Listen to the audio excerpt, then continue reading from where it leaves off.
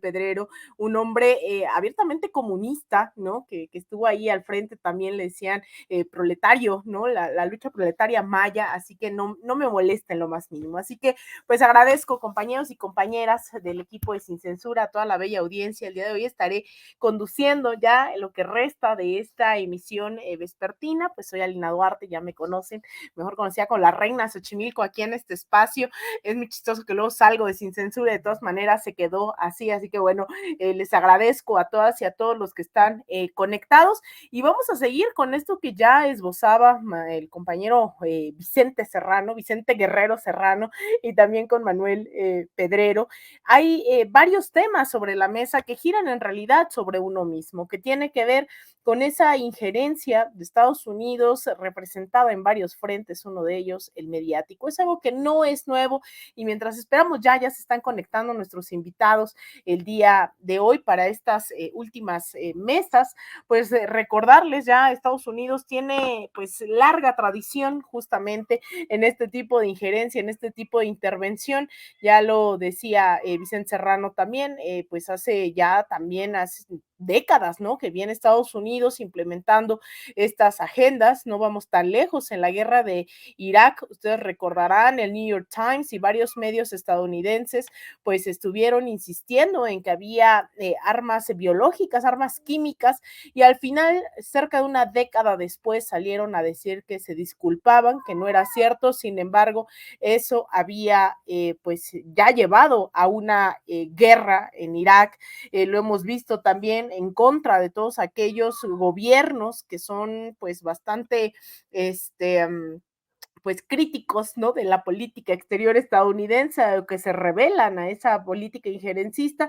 En su momento, hace unos años, 2017, si no mal recuerdo, el gobierno de Estados Unidos afirmaba también que Bashar al-Assad, el presidente de Siria, estaba utilizando armas químicas en contra de su propia población. Después se descubrió que había sido todo un montaje también mediático. Es decir, hay muchos temas sobre la mesa que pues hay, digamos, evidencian, ¿no? Toda esta escalada mediática que Estados Unidos sabe bastante bien qué hacer. Y mientras llega nuestro compañero Jairo Calixto, le damos la bienvenida a Kurt Harbaugh, quien nos va a comentar justamente sobre esto. Kurt, ¿cómo estás el día de hoy? Muy bien, Alina, feliz inicio de semana y un saludo a todos nuestros compañeros ahí de escucha de Sin Censura. Muchas gracias, Kurt. Pues tú has dado seguimiento justamente a toda esta escalada mediática que hemos visto, sobre todo los últimos días, poner varias cosas sobre la mesa. Uno, que pues efectivamente, si bien esta publicación original partía del cuestionamiento de si habría o no recibido Andrés Manuel López Obrador financiamiento por parte del crimen organizado en el 2006, esto se fue desviando directamente a la afirmación de Anabel Hernández de que el cártel de Sinaloa había financiado la campaña, diciendo incluso que tenía pruebas sólidas, y el día viernes Julio Astillero la cuestiona abiertamente, ¿no? Sobre las pruebas sólidas que ella decía tener, dice que no las va a compartir, que ya llegará el momento, a pesar de que hace un par de años ella afirmaba que no sabía absolutamente nada de que, pues, que tuviera información privilegiada en torno a Andrés Manuel López Obrador, y ahora resulta que sí. Sin embargo, si le hacemos zoom out, ¿no? Si lo vemos desde afuera, definitivamente vemos, que yo lo adelantaba, que esto ya es una estrategia por parte de Estados Unidos. Y tú recuperas las declaraciones también ahí en tu Twitter, estuvimos ahí al pendiente de lo que ponías. Jeffrey Sachs, ¿no? También pone sobre la mesa estas estrategias de Estados Unidos que incluso abiertamente se conocen como esas políticas de cambio de régimen, a diferencia de otros países que estamos pensando en política exterior, en qué sí, en qué no se asienta. En el caso de México está anclado en el artículo 89, fracción 10, donde habla abiertamente esta política exterior de no intervención, no injerencia, la resolución pacífica de las controversias. Estados Unidos abiertamente habla de pues golpismo, de cambio de régimen. Sabemos que ha financiado históricamente a los medios de comunicación para desacreditar gobiernos, como en el caso de Salvador Allende, que es el que siempre pongo de ejemplo. La propia CIA, en el momento de la revelación de estos documentos décadas después, se da a conocer que invirtieron millones de dólares en desestabilizar el gobierno de Salvador Allende, y pasarán muchos años para saber qué se está invirtiendo hoy en día. Pero ¿cómo ves estas acusaciones de financiamiento de la campaña de López Obrador en 2006. Bueno, Alina, hay mucho que desempacar ahí, pero lo que vimos la semana pasada fue, vaya, un muy triste papel o papelón por parte, primero, de medios de Estados Unidos y Deutsche Welle, financiado por el gobierno directamente de Alemania, y varios medios de México, que como suelen hacer, toman notas, muchas veces sin sustento de Estados Unidos, y los repiten como si fueran hechos, ¿no? La semana anterior, vimos un claro ejemplo de eso con el reporte del Baker Institute, ¿no? El Baker Institute de Universidad Rice en Houston, financiado por Claudio González Padre, Laporte, ahí Kimberly Clark, Shell Oil, Exxon, Halliburton, y ahí sale el jefe del Instituto México, Tony Payán, ¿no? Que dice, pues sin sustento alguno, que Morena y el narco, ¿no? Los cárteles podrían estar coludidos en la elección de este año. Payán da una entrevista al periódico supuestamente progresista, Texas Observer, y luego Reforma retoma esto como si fuera un hecho, como si fuera un dato, ¿no? Morena, colusión, narcotráfico, ahí tienen su nota, ¿no? Entonces ahí tenemos eso, ¿no? La semana siguiente, pues, ¿cuál es el nuevo golpe o tentativa de golpe? Porque realmente, pues, golpe, pues, no fue, ¿no? Pues, el que AMLO supuestamente, o su campaña, recibiera financiamiento de narcotráfico en 2006. ¿Ven cómo lo hacen? ¿No? 2006 y ahora Morena ahora. Intenten provocar sospechas desde ambos lados, ¿no? Y ahí lo que vimos en ProPublica, ¿no? Porque Tim Golden, el periodista, sabía exactamente lo que hacía, es que lo pone el encabezado en forma de una pregunta, ¿no? Como ahí vemos en la pantalla. ¿Entregaron los narcotraficantes millones de dólares a la primera campaña de AMLO? Bueno, no sé. ¿Lo hizo? ¿No se supone que eso es lo que deberes estar probando o comprobando? ¿No? Como enseñan en las escuelas de periodismo, si tienes un encabezado en forma de pregunta, 9 veces en 10, la respuesta a esa pregunta es no, ¿no? Porque si no, ¿qué necesidad de hacerlo en forma de una pregunta? ¿No? Porque sabían que no tenían nada para respaldarlo, como el mismo Tim Golden dijo después, un poco reculando, dijo, pues solo estamos planteando preguntas para que los lectores tomen sus propias decisiones. Entonces, pues, ¿cuál es el punto de la nota? ¿Cuál es el punto de la nota? Entonces, si nada más ponen interrogatorios sobre la mesa para que nosotros saquemos nuestras propias conclusiones. ¿Cuál es el punto de eso? ¿No? Y luego, como vemos en Deutsche Welle o Inside Crime, toman esta pregunta y lo convierten mágicamente en afirmación. Entonces, hacen pues un artículo realmente al vapor basado en encabezado en forma de pregunta, luego la famosa fuente desacreditada, que es López Nájera, ¿no? Pues que en México lo conocemos, pero en Estados Unidos no. Y por eso, pues sacan estas notas en Estados Unidos, porque saben que el público estadounidense no tiene este contexto. Y además que es más que predispuesto a creer que cualquier político en México, porque ni siquiera distinguen ni diferencian muchas veces, pues está en el pago del narcotráfico, ¿no? Como si fuera otro episodio de Netflix para ellos, ¿no? Y es interesante también porque el mismo artículo admite, ¿no? Que con base en esas supuestas grabaciones, ¿no? De Soto ahí, con Molinero, pues los fiscales que estaban revisando el caso se dijeron decepcionados y cerraron el caso hace, ¿qué? 13 años. Entonces, ¿qué estamos discutiendo? Es decir, ¿qué estamos discutiendo? Un caso inconcluso o inconclusivo, sin pruebas en concreto, basado en una fuente desacreditada que fue cerrada en su momento y que sin duda absoluta, sin duda alguna, si hubiera habido una mínima evidencia, ¿no creen todos que habrían usado esto en la campaña de 2012 contra AMLO y en 2018? Lo habrían usado en 30 segundos, lo habrían sacado lo que fuera, pero no lo hicieron porque no había nada. Entonces, vaya, un poco es una buena noticia, Lina, que si es un poco lo que decimos en inglés, ¿is that all you've got? ¿No? ¿Es todo lo que tienen? ¿No? Un refrito de hace más de una década sin un respaldo claro.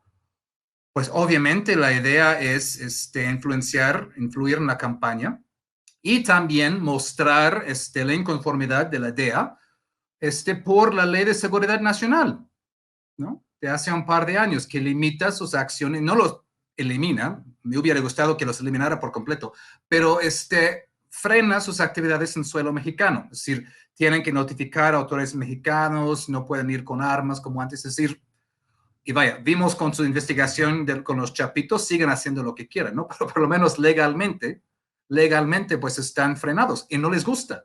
Precisamente, y aquí está la única verdadera revelación del artículo de Tim Golden. En 2011 intentaron fabricar un delito con el gobierno de AMLO con $5 millones, ¿no? Como supuesto soborno a la campaña de AMLO, justamente porque temían que un gobierno de AMLO iba a frenar sus actividades en suelo mexicano, cosa que efectivamente pasó varios años después, un sexenio después, ¿no? Esa es la única real revelación que está ahí. En lugar de tocar a Genaro García Luna con un dedo, con el pétalo de una rosa, ¿no? Mientras él estaba directamente coludiendo con el cártel de Sinaloa, en lugar de hacer eso, ellos estaban intentando fabricar un delito, incriminar a la campaña de AMLO con $5 millones. Y lo habrían intentado hacerlo si no fuera porque los fiscales cerraron el operativo, ¿no? En eso estaban ocupando su tiempo, intentando otra vez influir en la campaña de 2012, exactamente como están intentando influir en la campaña de este año. Y bueno, hemos visto muchas cosas, Kurt, esta no es la primera vez que estamos al tanto de esta injerencia de Estados Unidos en México. Hemos visto, gracias a Wikileaks, recordemos hace unos años también salió este libro que recupera, que coordina Pedro Miguel de La Jornada, en el cual se desmenuza varias de las filtraciones que se dieron en este sitio de Julian Assange, fundado por Julian Assange, quien en unas semanas además va a ser ya su juicio. En eso nos recupera, ¿no? Esa necesidad de Estados Unidos de estar interviniendo en México durante el Calderonato. En ese momento, pues Calderón le ponía toda la información en bandeja de plata, ¿no? Diciendo, pues, qué necesitan, qué quieren, incluso ayúdenos a coordinar la seguridad en la frontera, básicamente, ¿no? Muy grave lo que ocurría en aquel momento. Sin embargo, en este sexenio, y lo he puesto aquí sobre la mesa en múltiples ocasiones, la relación México-Estados Unidos no es menor, pero tampoco además es fácil, ¿no? Tenemos más de 40 millones de mexicanos en Estados Unidos, compartimos miles de kilómetros de frontera, no es lo mismo hablar desde el cono sur, hablar desde México en torno a esta relación, el tema migratorio también, las presiones históricas de Estados Unidos sobre la agenda migratoria de México, etcétera, etcétera. Sin embargo, sí ha habido, ¿no? Ciertos cambios, que es esto que tú mencionas, durante esta administración se intentó regular también a las agencias internacionales, no solo a la DEA, ¿no? Como de repente algunos quieren hacer creer, es que a los rusos no les dijeron nada. Sí, Andrés Manuel lo que puso sobre la mesa es: se tiene que dar informes claros sobre las acciones que estén tomando estas agencias internacionales en territorio nacional.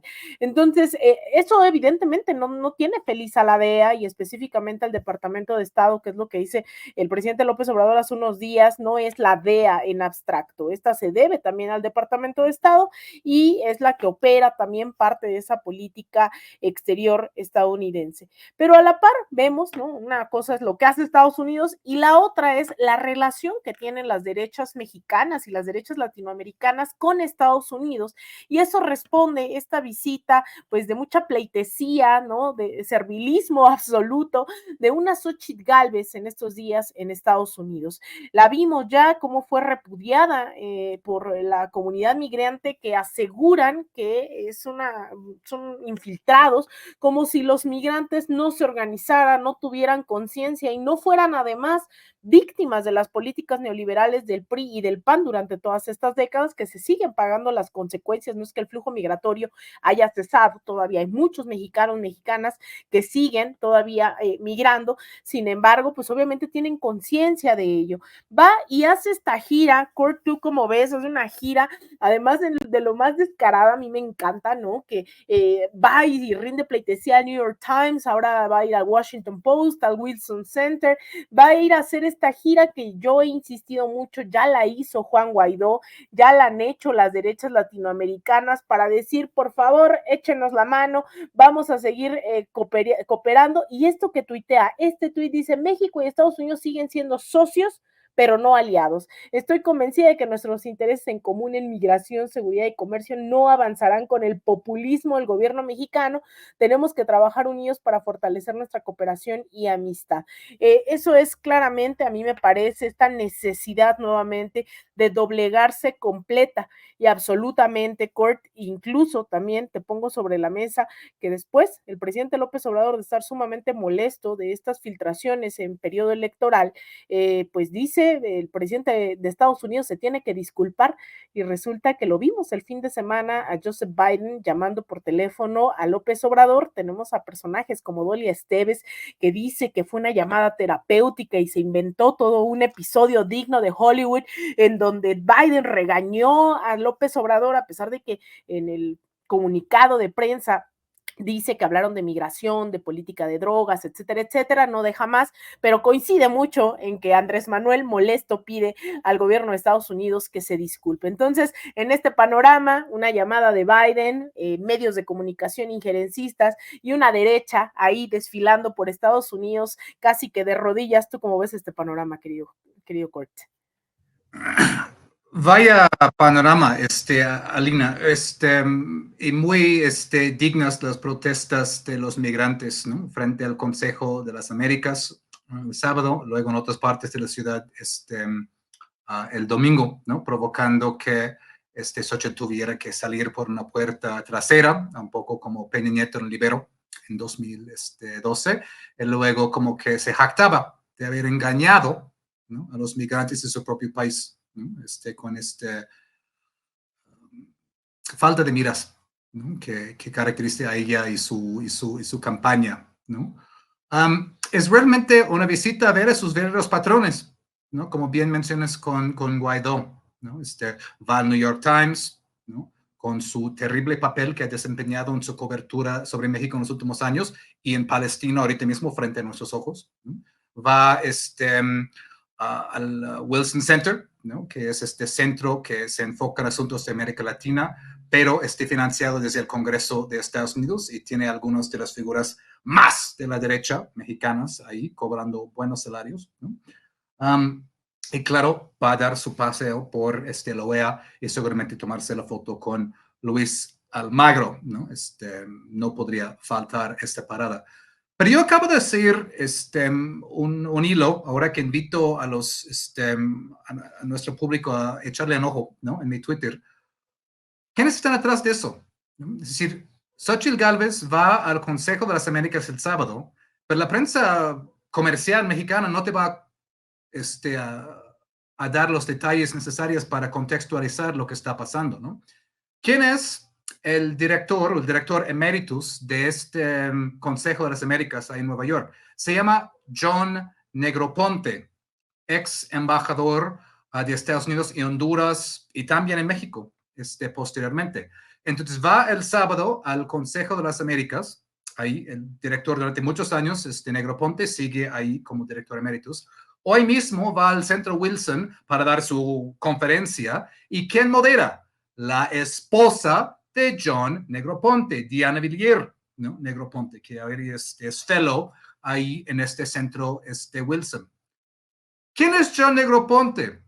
Negroponte fue la figura clara como embajador de Estados Unidos en Honduras en los años 80, que apoyaba la guerra paramilitar de los contra el sandinismo en Nicaragua, ¿no? Es decir, el apoyo del gobierno de Reagan a Honduras disparó, ¿no? De como 2 millones a 100 o más millones en ese momento.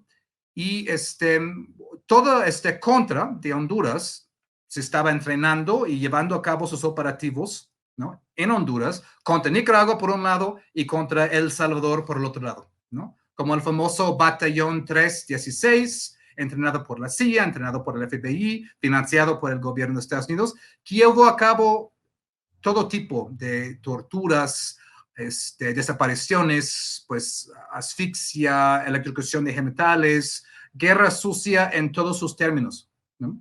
El trabajo de Negroponte fue de encubrir todo eso, encubrir todo esto para que no llegara al Congreso de Estados Unidos y para que no llegara, lo más mínimo, al público de Estados Unidos para que el Congreso siguiera financiando el contra. Eventualmente el Congreso sí cortó financiamiento de los contra, finalmente, después de varios años, y por eso se desató el escándalo Irán-Contra, ¿no? Vender armas a Irán para luego financiar de manera ilegal a esos contra. Pero Negroponte fue la figura clave en eso, fue la figura clave en esto, para encubrir todo esto y para que esta guerra pudiera seguir. Incluso cuando el sandinismo se mostraba, pues, dispuestos a negociar, incluso con los contra, ¿no? Negroponte dijo, no, ni madres, esta guerra paramilitar va a seguir, va a seguir, va a seguir, ¿no? Con toda la tortura, desesperación. ¿De dónde viene tanta migración hoy en día? De Centroamérica. De ese entonces, cuando Reagan y Negroponte destrozaron a Centroamérica. De esto viene tanta inestabilidad y tanto daño económico que ha provocado estos flujos migratorios que vemos hasta el día de hoy, ¿no? Y Xochitl Gálvez va campantemente al Consejo de las Américas, ¿no? Ahí con John Negroponte, y va hoy al Centro Wilson, ahí con la esposa de Negroponte. Es decir, dos ejemplos de las más rancias figuras de este establishment de política exterior estadounidense, los más rancios, los fósiles más rancios, ahí va Xochitl Gálvez con ellos. Ni siquiera con los más jóvenes que intentan disimular un poco. Esos son los más dañinos, los más horribles de esta época de tragedia en América Central. Y esto te dice todo acerca de este viaje de Xochitl Gálvez a Estados Unidos, ¿no? Dime con quién andas y yo te diré quién eres, ¿no? Y esto es totalmente el caso ahora, ¿no? Además de los New York Times y el Washington Post y el Centro, es decir, los Negroponte, gente de esta calaña, y ella codeándose con ellos, ¿no? Y vemos a esto, yo quiero volver a insistir porque además muchos de ellos y ellas que nos están viendo, pues es esa audiencia migrante que ha levantado la voz ante Xochitl Gálvez. Hoy Xochitl viene a decir o tratan de burlarse diciendo que no era ella la que salió agachada con la chamarra blanca, ¿no? Por la puerta delantera en las protestas de días pasados. Al contrario, fue aún más denigrante, sale por la puerta trasera, ¿no? Para que nadie la vea ante la protesta de nuestros y nuestras paisanas en Estados Unidos. Ahora llega, miren, eso es tremendo, ahora llega ya a Washington, donde has descrito muy bien toda esta agenda. Me quedaré con este calificativo, ¿no? Con esa derecha rancia de Estados Unidos, que no ha escatimado en pronunciarse a favor del golpe en Bolivia, que no ha escatimado en pronunciarse a favor del golpe a Pedro Castillo, que ha apoyado la agenda del golpismo de Juan Guaidó, que además incluso no se silenció mucho que habían intentado asesinar al presidente Nicolás Maduro, eso no salió en los medios de comunicación, y va ahora a reunirse hacia la OEA, donde pues veíamos también algunos mexicanos, mexicanas estaban insistiendo en que se pudiera salir a protestar, por lo que tú mencionas, la OEA pues también representa esa política rancia, golpista, fascistoide, en toda la región, a veces a conveniencia, sacan ciertas posturas, ¿no? Cuando ya no tienen de otra, como en el caso de Guatemala, que fue tan vil, tan terrible el fraude que se hizo en contra de Bernardo Arévalo, este acoso mediático y judicial, que no les quedó de otra, al igual que también durante, yo recuerdo, las elecciones en Honduras, donde dejaron hasta el último día gobernar a Juan Orlando Hernández y resulta que después de las elecciones de Estados Unidos se enteró, ¿no? Que estuvo traficando droga durante todo su gobierno, que tenía nexos con el crimen organizado, y ahí sí entonces el Departamento de Estado se pronunció, Estados Unidos en general. Cort, ¿cuál es tu panorama? Y sobre todo la advertencia, yo creo que vale la pena advertir a quienes nos están viendo qué rol también juega el que estemos desmintiendo en tiempo real estas noticias, estas posturas, cuál es tu balance de cara, además sumaría ahí algo que pasó medianamente desapercibida, Elena Chávez, quien escribe este libro de política ficción de El Rey del Cash. El día de ayer tuitea algo así como la información va a seguir fluyendo durante los próximos meses, le responde a Julio Hernández Astillero, en donde pues advierte que justamente esto apenas comienza. ¿Tú cómo ves esta valoración del rol de los medios de comunicación y esta derecha, no solo mediática, sino electoral, entreguista, paseándose por Estados Unidos? ¿Qué podemos esperar durante los próximos meses? Pues eso y más, ¿no? Eso y más, ¿no? Lo bueno de todo eso es que estos medios mainstream, esos medios comerciales, están cada vez más desacreditadas, ¿no? Tanto en México como también en Estados Unidos, donde también hay una masa crítica de personas. Lamentablemente, pues el gobierno de Estados Unidos está lejísimos de representar sus puntos de vista, pero sí hay, ¿no? Es decir, creo que la tasa de aprobación del Congreso de Estados Unidos anda entre 15 y 20%, ¿no? Tanto republicanos como demócratas. Y los medios de comunicación andan ahí también en cuanto a tasa de aprobación. Y por ende, ¿no? Personas como, pues, como mencionas, Elena Chávez, Dolia Esteves, inventando llamadas de teléfono en su cabeza, ¿no? De Biden, ahí, ¿no? Absurdos, ¿no? Quedan cada vez más expuestas, ¿no? Por las benditas redes y por programas como Sin Censura. Sin embargo, no dejan de ejercer una influencia nociva y tóxica, ¿no? Sobre todo en públicos como en Estados Unidos, como en Unión Europea, que no tienen el contexto y por eso están más dispuestos a creer mentiras acerca de México o América Latina. Por ejemplo, si no sabes quién es Roberto López Nájera, pues no, pues vas a entender por qué fue tan mal armada el artículo de ProPublica, ¿no?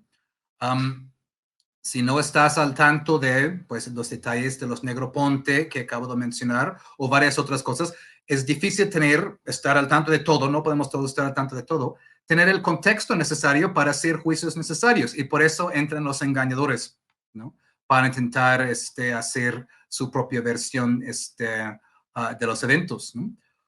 Y esto va a seguir, esto va a seguir. La derecha sabe que tienen perdidas esas elecciones, ¿no? En junio, es decir, que remonte Xochitl Gálvez ahora, pues requeriría pues un milagro divino.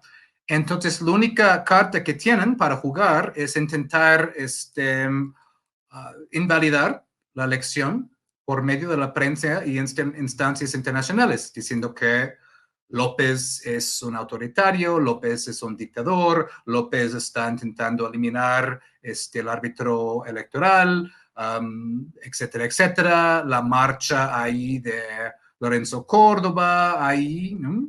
Obviamente en flagrante violación de las reglas de intercampaña, porque obviamente es un evento de campaña, aunque digan que no, y con sus aliados en los think tanks, en los institutos académicos supuestamente apartidistas, ¿no? Y todo eso, para intentar dar la percepción, hacer creer la percepción de que la elección de este año no es válida, ¿no? Esa es su manera de tratar con una elección que saben que tienen perdida. No pueden revertir eso, entonces pues hacen campaña para intentar a invalidarla desde prensa, desde pues organismos internacionales, ¿no? Esta va a ser su apuesta, ¿no? El problema es que obviamente esto tiene efectos muy contrarios dentro de México, ¿no? Porque la derecha ha apostado por este argumento de que López es un dictador, López es un autoritario, y este argumento funciona muy bien entre el 25 o 30% que tienen su voto duro. Pero el otro 70%, aunque pues hay un elemento ahí que no ama a López Obrador, dicen, no lo amo, pero vamos, no es dictador, no es autoritario, eso es ridículo. Es ridículo que digan eso, ¿no? Es absurdo. Entonces, lo que pasa es que se quedan muy bien con su 25-30%, pero no crecen. Es decir, la estrategia de decir AMLO dictador, AMLO autoritario, así, hace que esos números se estancan, no crecen. Porque pierden, obviamente les queda que nunca va a tener, pero también esta gente en medio que tienen sus dudas, pero bueno, saben que esto de que es un dictador no autoritario es ridículo, ¿no? ¿Por qué? Porque entonces es para el consumo exterior. Entonces es para el consumo exterior y Xochitl Gálvez va ahorita para intentar consumar esta parte. Claro, y mira, llegó Jairo Calixto, a quien también lo vamos a sumar a esta mesa. Bienvenido, querido Jairo. Como siempre, un gusto tenerte aquí. ¿Cómo estás? No, un gusto estar con ustedes, querida, mi maestro. Muy bien aquí, viendo que en Nueva York la cosa se puso fría. Como que se aplazó más el invierno para el panismo Sí, no, allá en Nueva York. Y justo eso estamos hablando con Kurt, querido Jairo, porque pareciera que la derecha no solamente está desesperada, porque no, ya se dio cuenta que no solo no va ganando en territorio nacional, sino tampoco fuera de él. Los migrantes, las migrantes se han organizado y a pesar de que les han llamado que son unos infiltrados, que son pagados, que son acarreados, que cuánto gasta el partido en movilizar a la gente que vive allá y que se organiza allá, pues están totalmente descolocados, pero también a la par, pues evidencia que hay una agenda por parte de una derecha que sistemáticamente le busca rendir pleitesía a Estados Unidos, que le dice somos amigos, de verdad que sí somos amigos, no hay que pelear, hay que organizarnos, contraria a la postura del presidente López Obrador, que dice el presidente Biden se tiene que disculpar por estas filtraciones que hace la DEA, el Departamento de Estado, a la prensa en época pues electoral. No basta con que solamente haya una declaración de la vocería. Biden le marca por teléfono este fin de semana, una agenda binacional bastante compleja, pero sobre todo que evidencia ese desespero de una derecha que no solo no crece, sino que ahora va en total y absoluta caída libre, y los paisanos se movilizan para constatar efectivamente que hay un repudio generalizado hacia estos personajes que representan lo más horroroso de ese periodo neoliberal de privatizaciones, de expulsión también de los propios migrantes. ¿Tú cómo ves todo lo que ha pasado estos días bastante agitados este fin de semana y a la derecha nomás que no repunta? No, querida, la cosa es que no solo no repunta, sino no hay un plan. Digamos, la única motivación es el odio, el rencor que que vive la derecha respecto a la 4T, a López Obrador en particular. Se mueven por los hígados, ¿no?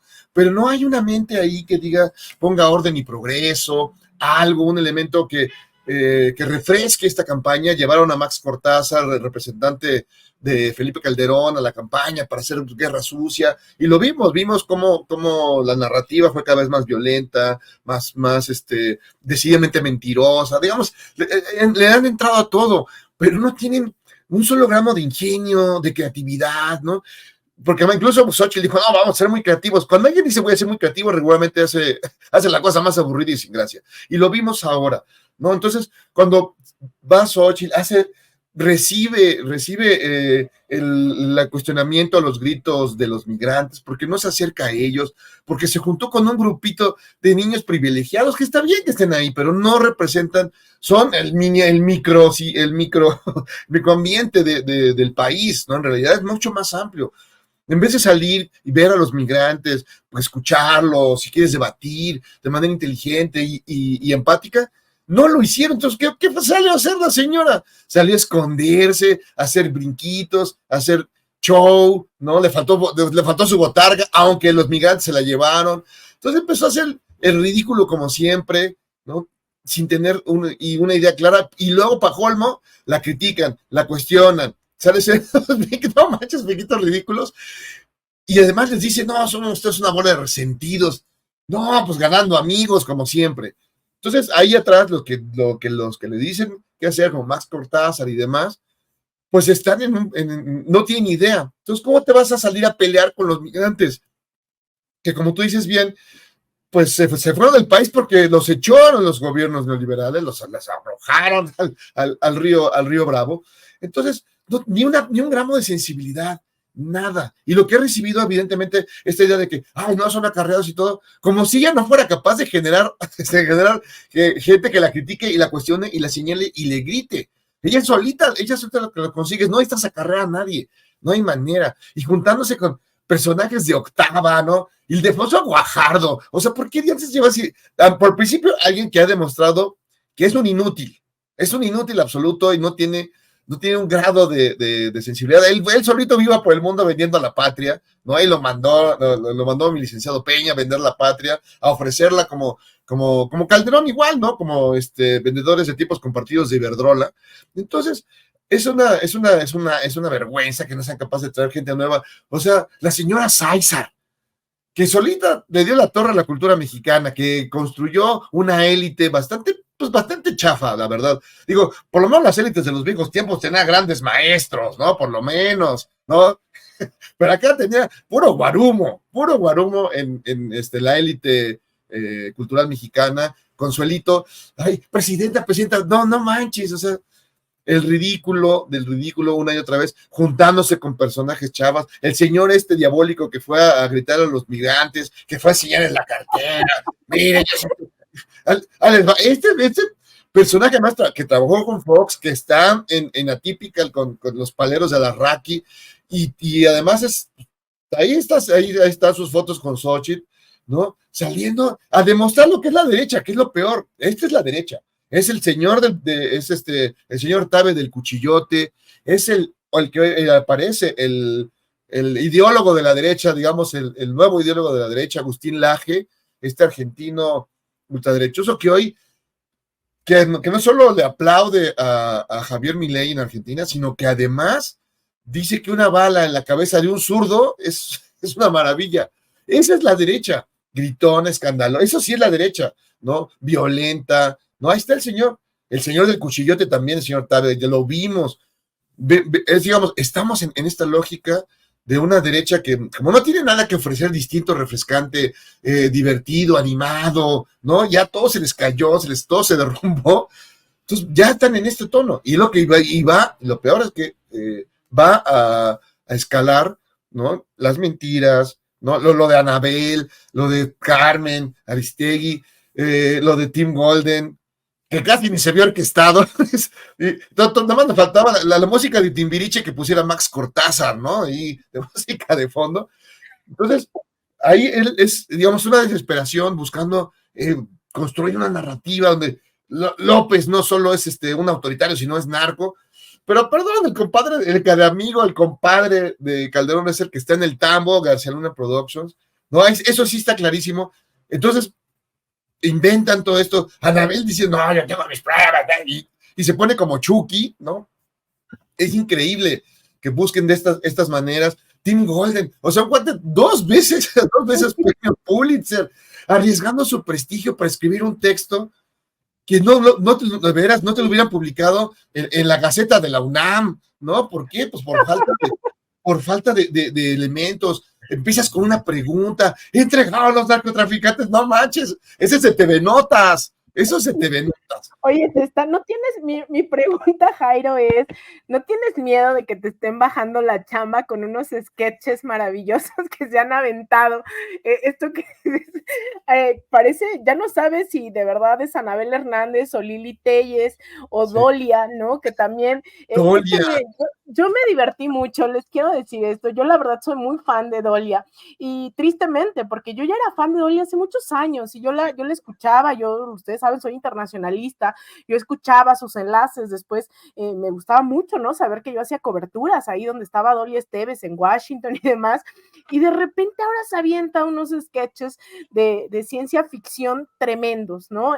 Yo disfruté mucho escribiendo un tweet este fin de semana, porque me alegró el domingo Dolia Esteves, ¿no? Se aventó un sketch durísimo diciendo que pues Biden le había hablado por teléfono a López Obrador en plan terapéutico, ¿no? O sea, Dolia hizo toda una reconfiguración de los hechos con cero pruebas, ¿no? Un tuit de política ficción.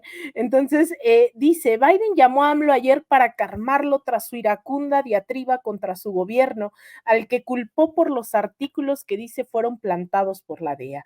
Seguramente le explicó que en Estados Unidos el presidente no controla la prensa, lo apapachó y lo reconfortó.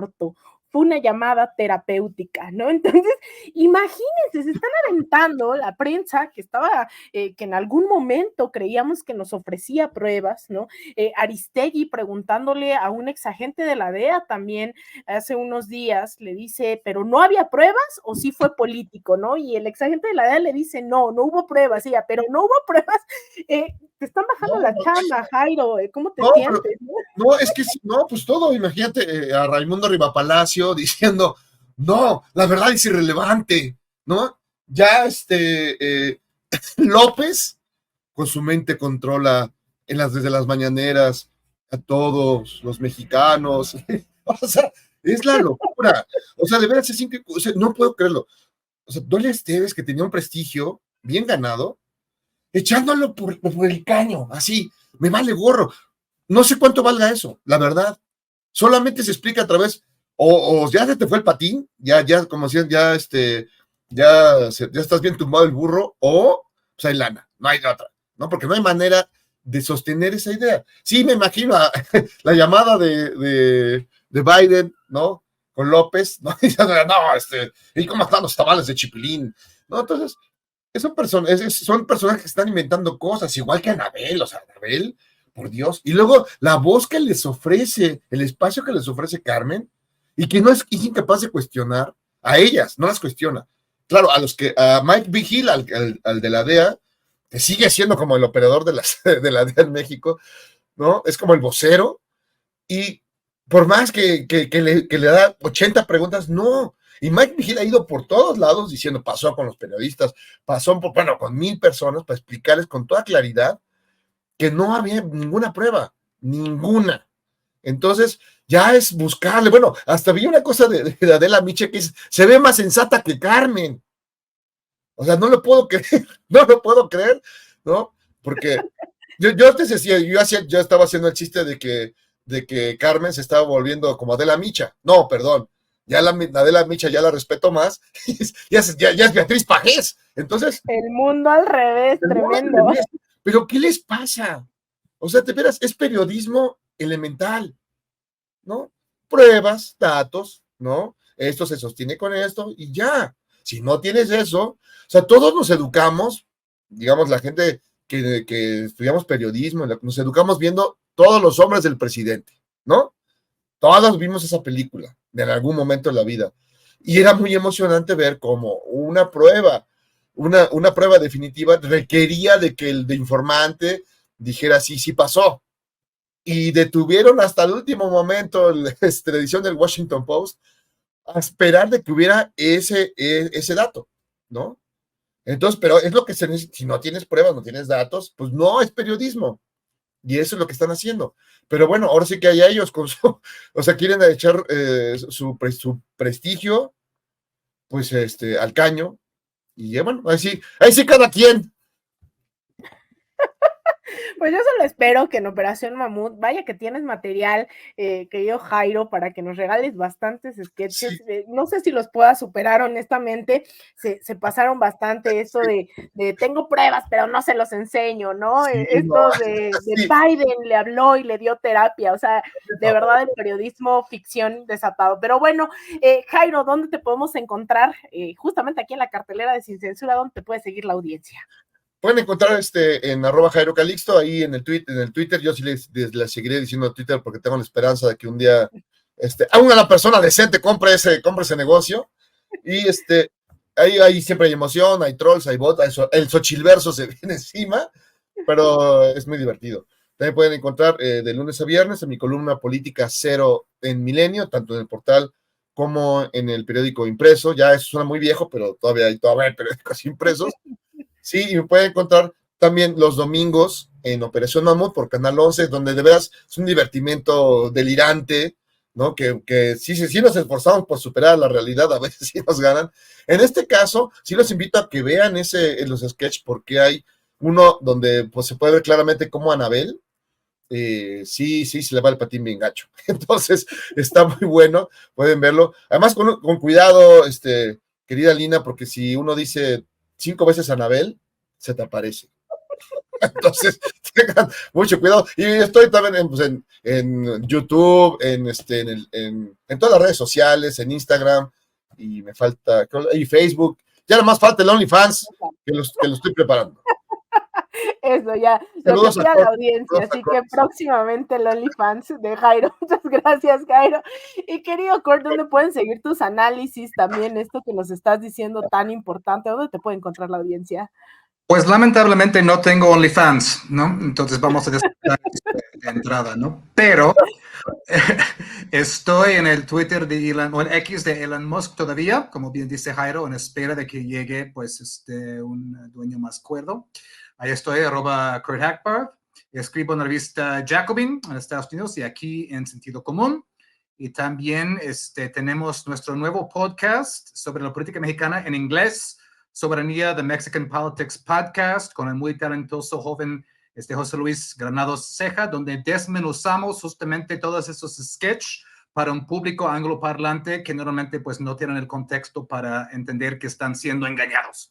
Entonces, por favor, y ahí estamos en YouTube, estamos en Spotify, estamos en Apple Podcasts, si se pueden suscribirse ahí, pues es Soberanía, The Mexican Politics Podcast, para apoyarnos ahí, y por supuesto aquí en Sin Censura, de manera semanal, pues te mando un abrazo a Lina, a Jairo y a todo el público. Muchísimas gracias, querido Kurt, querido Jairo. Tan importante seguir disputando ese sentido común. Les mando un abrazo enorme y muy pendiente de todo lo que publican. Un abrazote a nombre también de toda la audiencia y el equipo de Sin Censura.